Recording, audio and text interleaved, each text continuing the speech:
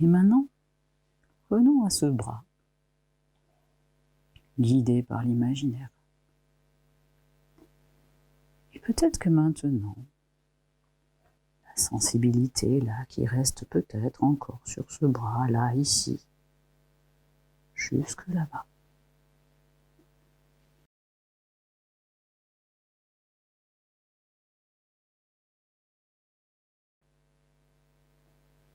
Tout doucement, décidez de concentrer l'insensibilité là, au bout du doigt. Un peu comme si tout l'endormissement du bras pouvait se canaliser et aller se concentrer là, au bout du doigt. Comme si on trempait le bout du doigt dans la neige. Qu'on s'amusait à y laisser longtemps.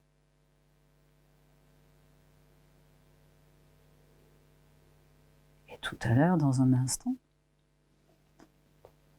je vais revenir à ce curseur du bras là-haut sur l'épaule.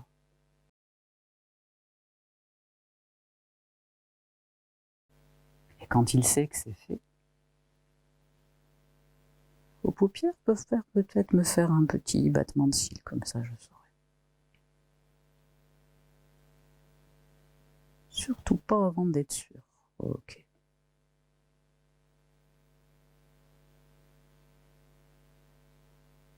Juste assez d'énergie dans les paupières. Et bien sûr, n'entrez pas en hypnose profonde avant d'être parfaitement certaine que vous y êtes prête. Maintenant, et là, tout simplement, mettons en place ce curseur du bras. Et attention, ça va commencer. Comme si vous poussez le long de ce bras. L'insensibilité pour la concentrer là-bas. Qui dans votre métier peut être fortement utile. D'insensibiliser un bout de doigt. Et quand le doigt est insensible, forcément le bras va retrouver un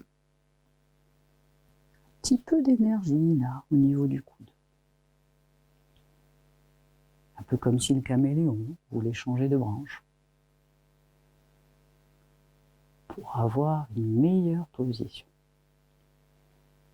Une meilleure posture.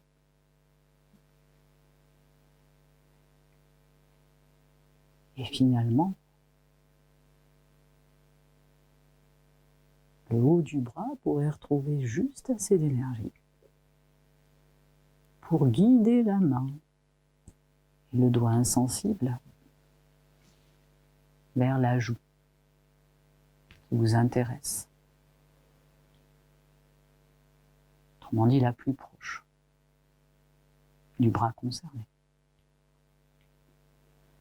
Et bien sûr, le bras ne soulèvera pas la main avant d'être sûr que le doigt est totalement insensible. Il ne va pas le déplacer pour rien. Et progressivement, laissez juste revenir suffisamment d'énergie de l'épaule jusqu'au coude. Un peu comme quand la marée remonte et réhumidifie le sable. Comme si chaque vague de respiration pouvait ramener juste ce qu'il faut d'énergie là. Jusqu'au niveau du coude.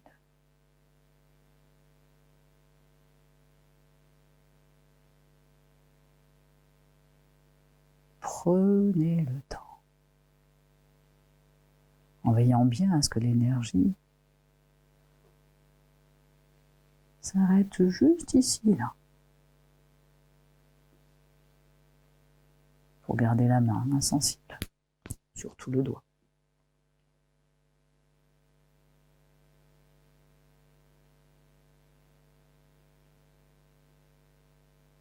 Et je me demande bien quel est le muscle qui va servir de levier d'abord. Est-ce que c'est le biceps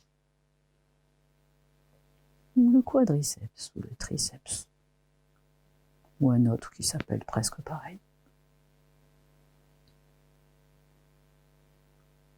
En tout cas,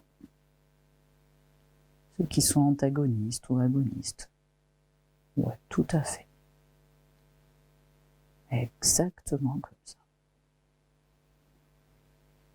Et bien sûr, chacun vit la légèreté à sa manière. Parfois elle est rapide, il va au but. Parfois, elle est plus progressive, presque prudente. Ça dépend des caractères.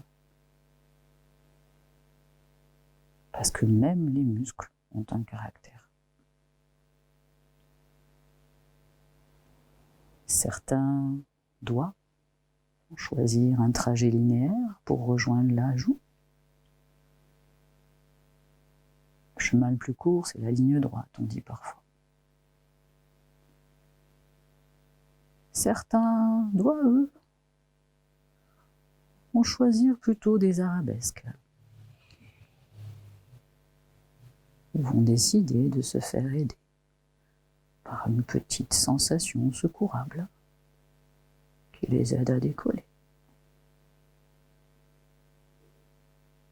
à trouver le chemin à leur manière.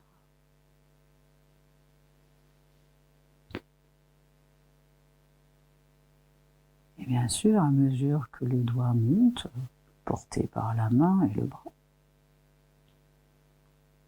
il s'insensibilise. Un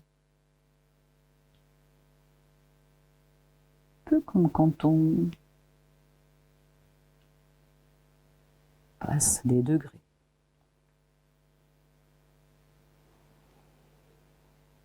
De plus en plus doué dans l'insensibilité. Fermement décidé à être totalement inaccessible à tout sauf ma voix. Fermement décidé à porter l'insensibilité vers la joue.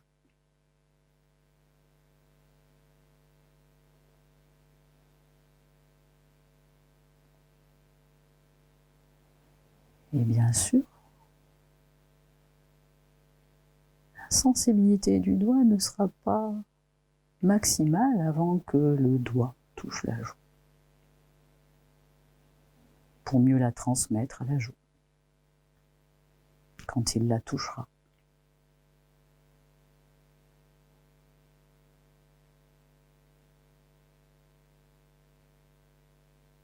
Et je me demande bien quelle partie de la joue va en profiter d'abord, quand il la touchera. Est-ce que c'est la surface de la joue qui attend ça avec impatience?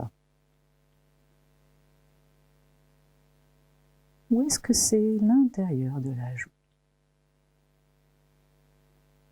plus fine, qui la devancera, comme pour en profiter d'abord?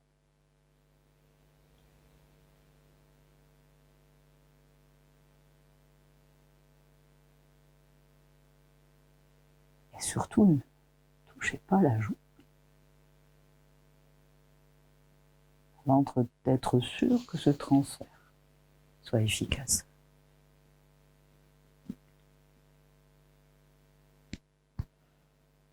Et là, comme si plus le doigt s'approchait de la joue, plus il était attiré par elle.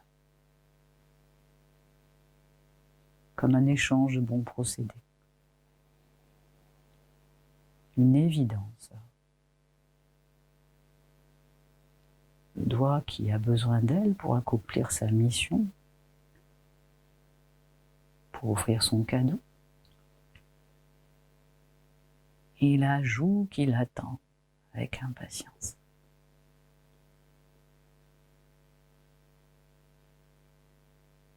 Et bien sûr, l'insensibilité ne se transmettra pas avant que le doigt aille au contact de la zone qui l'intéresse.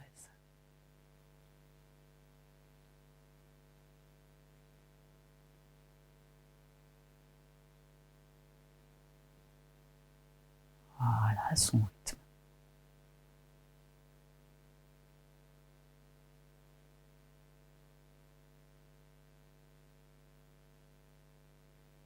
Qu'il se diffuse ensuite juste à l'endroit où il y en a besoin. Et uniquement à l'endroit où il y en a besoin.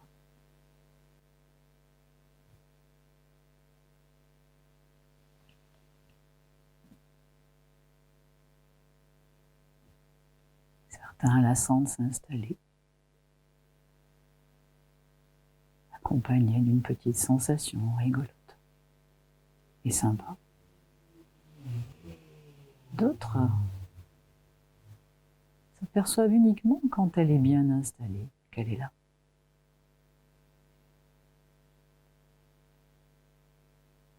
D'autres encore en profitent pour la déplacer un peu et en profiter beaucoup.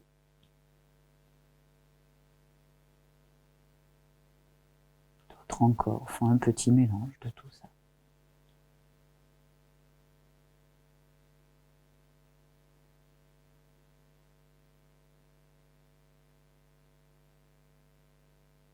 Et laissez faire ce doigt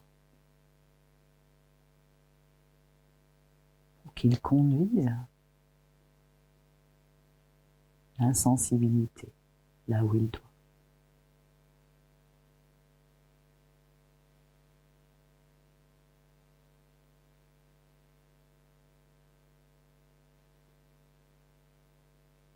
À la vitesse qu'il doit.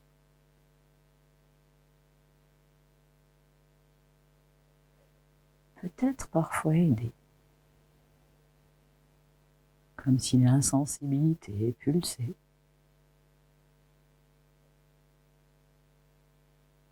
par une pensée ou une action secourable. Comme un petit mouvement là, sous le coude. Ou toute autre chose.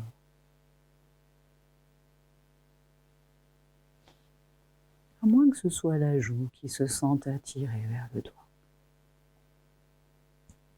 Comme quand on veut dormir d'un côté confortable et que la tête penche vers là.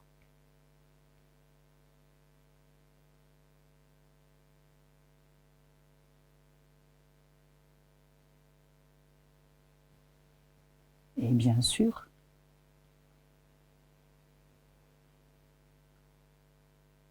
le doigt ne quittera pas la joue avant qu'elle soit totalement satisfaite.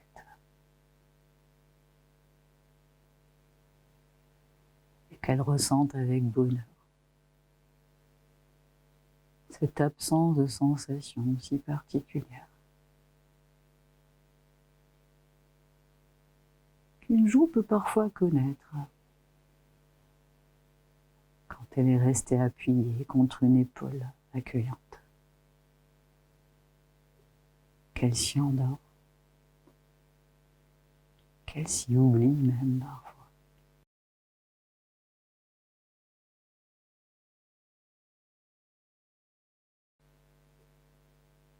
Qu'elle s'y abandonne.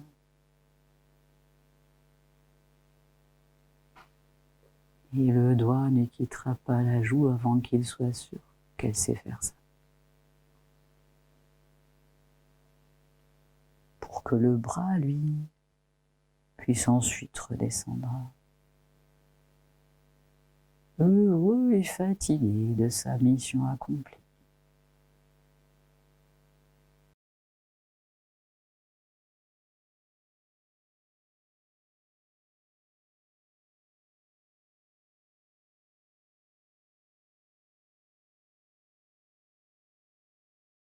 Et qu'il redescende vers sa branche, doucement ou lentement, empiriquement ou précisément.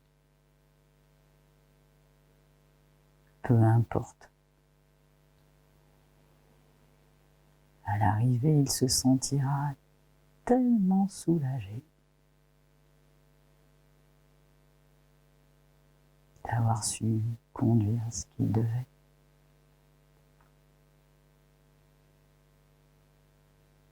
Une détente agréable.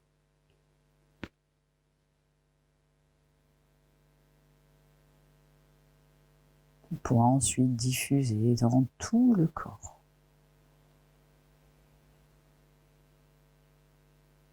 Maintenant que la joue là-haut est sauvée.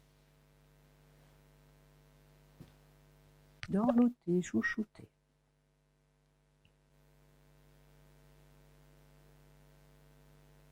Accompagner.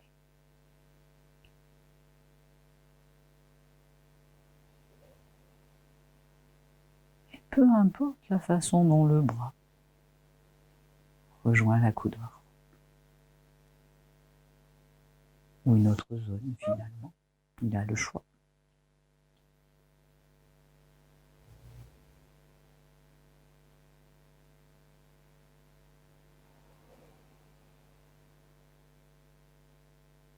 C'est qu'au moment où il touchera le support,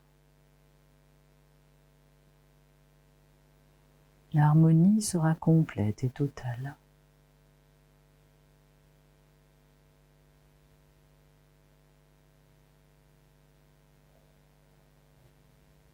Et qu'il pourra garder ce qu'il y a à garder de cette expérience. Des petites choses simples, faciles à réutiliser. Puis les choses belles, celles qu'il a juste pris plaisir à écouter. Voilà, un peu comme ça.